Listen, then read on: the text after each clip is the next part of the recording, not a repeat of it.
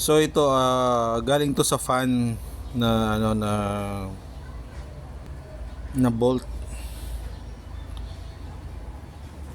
Ko-convert tayo kasi yung GMB na isa ay may nakatanim na bolt dalawa.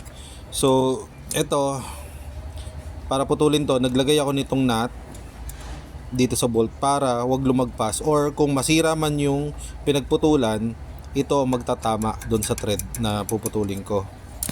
Ayan. So ito ang diskarte. Ayan, mahirap lang kasi isang kamay lang tayo eh. Kapit na siya maputol. Lagi ako may dalang ganito. Ito yung gamit ko. Ayan. Pag nagme-mekaniko ako, ganito gamit ko.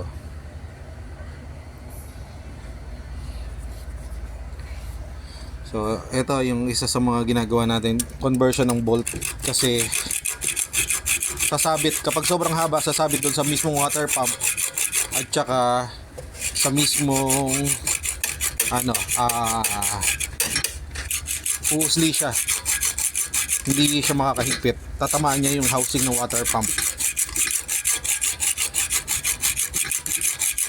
So, sasakto lang natin pantay doon sa dalawang tornilyo na sa dalawang bolt na tinanggal ko. So, ayan, malapit na.